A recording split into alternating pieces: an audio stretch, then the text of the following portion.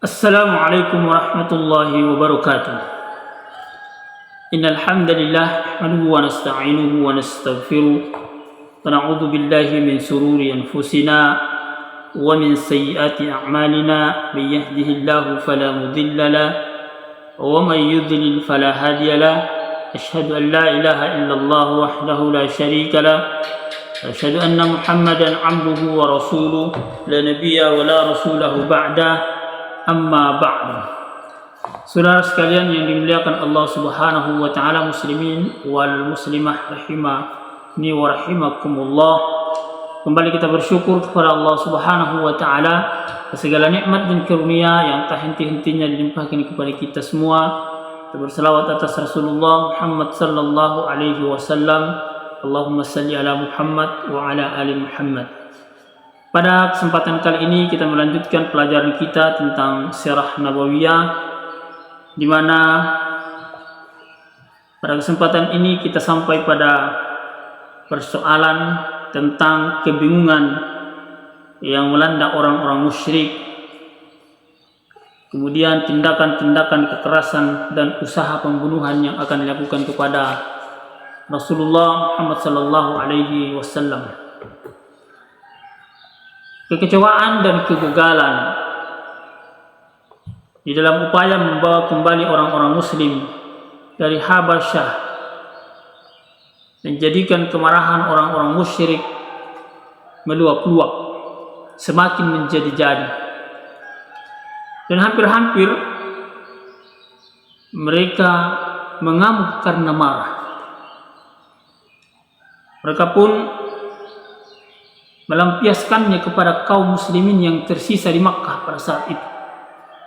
Terlebih lagi mereka selalu melihat Nabi sallallahu alaihi wasallam masih terus berdakwah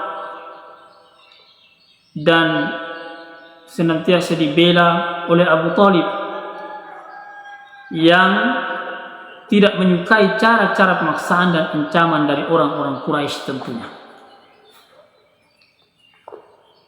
Maka menghadapi situasi ini, mereka menjadi bingung dan tidak tahu apa yang harus mereka lakukan.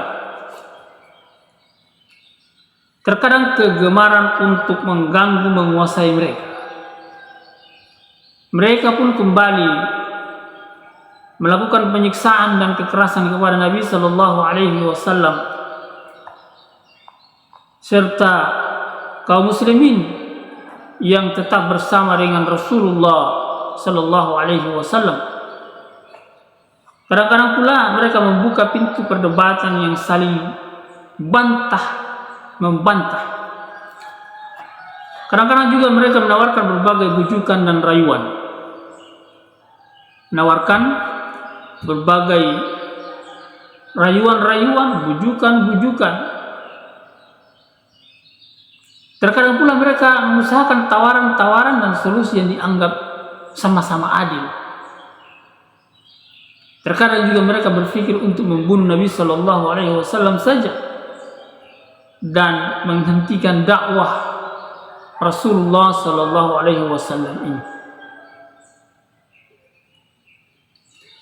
Tetapi semua itu tidak memberi manfaat sedikit pun dan tidak membawa kepada yang mereka inginkan.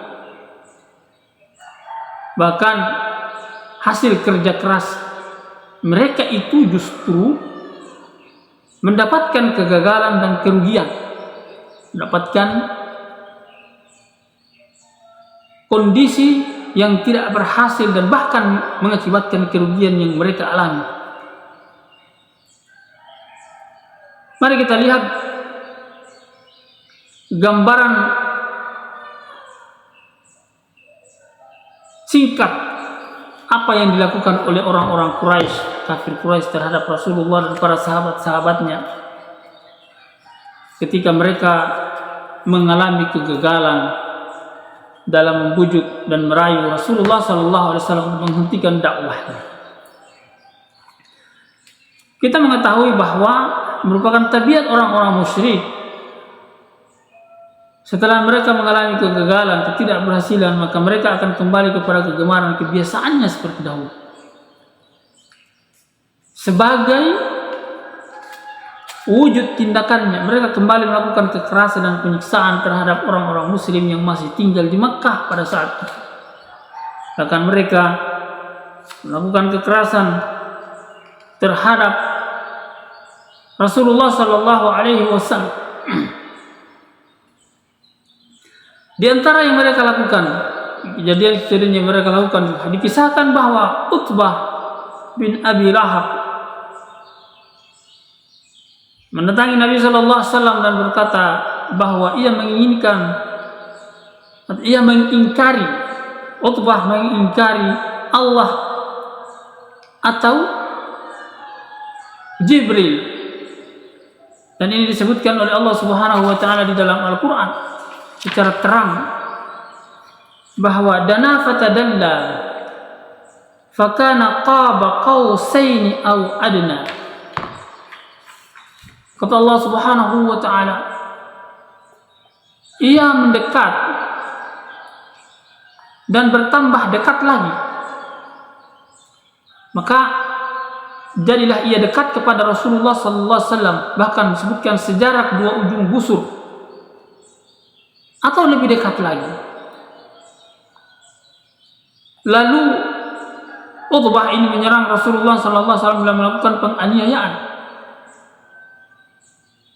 merobek pakaian, bahkan meludahi wajah Rasulullah sallallahu alaihi wasallam. Hanya saja dalam kisahnya itu, ludah itu membalik mengenai diri Utbah, mengenai dirinya. Kemudian Nabi sallallahu alaihi wasallam berdoa, ya Allah, kirimkanlah kepadanya seekor anjing dari sekian anjing ciptaanmu. Dari sekian anjing ciptaanmu ya Allah, suatu saat. Maka satu kali pergilah Utbah dalam satu rombongan ke Syam. Lalu ketika mereka turun di bawah suatu jalan, maka datanglah seekor singa mendatangi mereka, mengintari rombongan Utbah ini. Lalu Utbah ini mengatakan bahwa singa ini akan memangsatmu. Demi Tuhan katanya, seperti apa yang didoakan oleh Muhammad kepadaku. Ini kata Utbah. Dia mengatakan bahwa ia bisa membunuhku.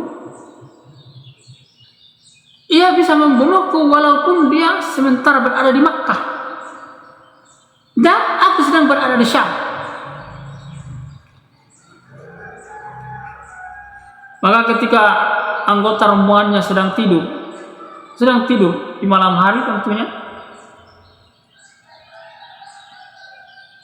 lalu mereka menempatkan Utbah di tengah-tengah mereka agar supaya tidak didatangi oleh anjing atau harimau tersebut. Namun datanglah ia, sebutkan dalam sejarah, singa atau harimau itu kemudian menerkam Utbah. Singa itu menyusup ke dalam rombongan itu,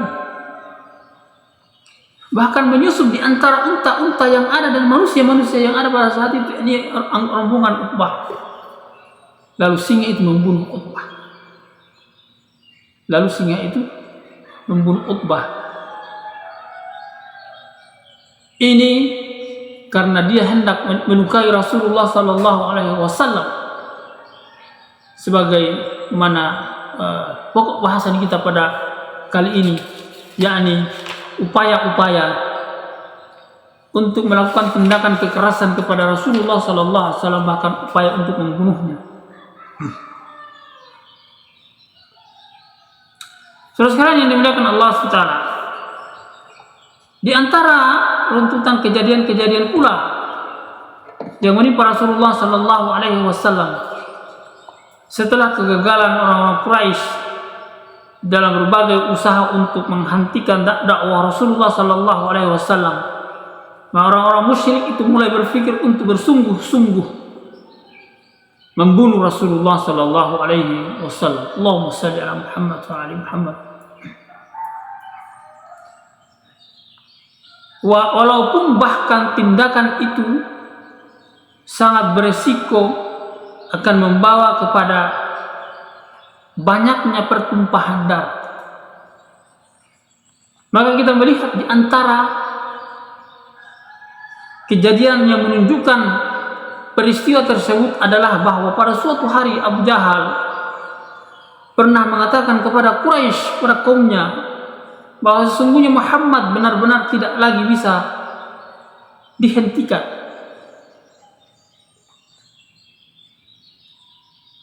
Kecuali apa yang kalian lihat. Kecuali kita hanya sekadar mencela agama yang dia bawa. Atau bahkan kita bisa melihat dia mencela nenek moyang kita, mencela agama kita, memaki-maki sembahan-sembahan kita. Maka kata Abu Jahal ini, sungguh aku berjanji kepada Tuhan, kepada Allah, kepada Tuhannya maksudnya, bahwa benar-benar aku akan menunggunya dengan memegang sebongkah batu yang aku sanggup mengangkatnya.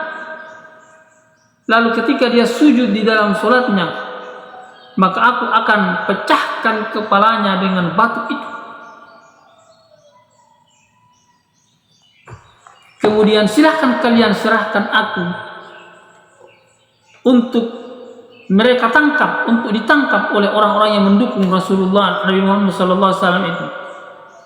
Atau setelah aku memecahkan kepala Muhammad itu, maka kalian akan melindungiku. Terserah dari Bani Abdul Manaf. Setelah saya melakukan itu, maka apa yang akan mereka hendak lakukan kepada saya? Kata Abu Jahal. Lalu mereka orang-orang Quraisy mengatakan bahwa demi Allah, demi Tuhan, kami tidak akan menyerahkan kamu untuk mereka tangkap karena alasan apapun untuk selama-lamanya. Maka lakukanlah wahai Abu Jahal, lakukanlah apa yang kamu suka, apa yang ingin hendak kamu lakukan kepada Muhammad itu. Maka saudara sekalian yang dimuliakan Allah Subhanahu wa taala, ketika keesokan harinya, keesokan paginya, lalu kemudian Abu Jahal menyiapkan sebuah batu sebagaimana yang ia gambarkan, dan datanglah Rasulullah sallallahu alaihi wasallam kemudian melaksanakan sholat sebagaimana kebiasaannya, melaksanakan sholat di Ka'bah.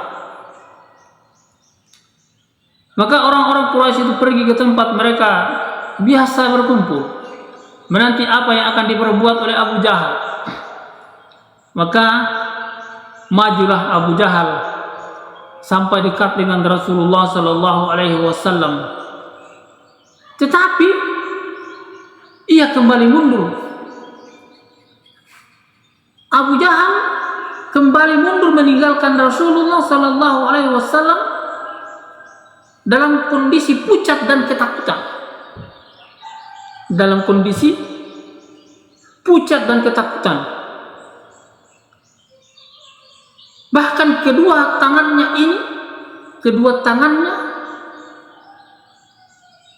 tidak bisa lagi menggenggam batu yang dia siapkan itu, hingga kemudian kedua tangannya melepaskan batu itu. Kedua tangannya melepaskan batu itu, atau batu itu terlepas dari kedua tangannya. Lalu orang-orang Quraisy itu bertanya kepada Abu Jahal, ada apa wahai Abu Jahal dengan engkau, dengan dirimu itu? Ada apa gerangan wahai Abu Jahal dengan dirimu? Maka Abu Jahal menjawab bahwa aku berdiri untuk melakukan apa yang telah aku inginkan, aku rencanakan kemarin. Tetapi tiba-tiba seekor unta jantan menghalangiku. Seekor unta mendatangiku dan menghalang-halangiku untuk melakukan perbuatan itu. Walaupun saya tidak melihat sama sekali kepala unta itu. Saya tidak melihat unta itu, kepala unta itu. Tetapi punggungnya, taring-taringnya, saya menyaksikannya seperti layaknya unta jantan. Lalu unta itu mendekatiku untuk memangsaku. Unta itu mendatangiku, mendekatiku untuk memangsaku. Maka ketika ditanyakan kepada Rasulullah sallallahu alaihi wasallam, beliau Aisyah mengatakan bahwa itu adalah Jibril, yang seandainya Abu Jahal itu berani mendekat, maka sungguh unta itu akan menghabisi Abu Jahal. Sungguh unta itu akan menghabisi Abu Jahal. Sehingga kemudian Abu Jahal tidak berani dan tidak bisa menyakiti Rasulullah sallallahu alaihi wasallam. Allahumma shalli ala Muhammad wa ala Muhammad.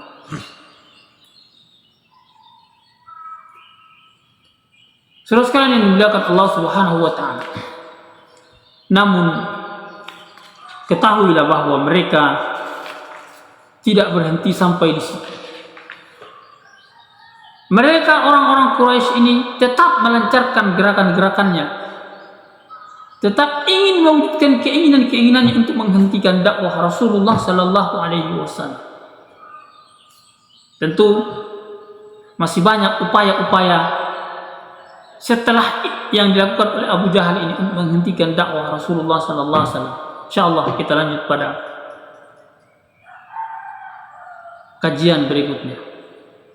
Subhanakallahumma rabbana wa bihamdik, nashhadu an la ilaha illa anta, wa astaghfiruka wa atubu ilaik.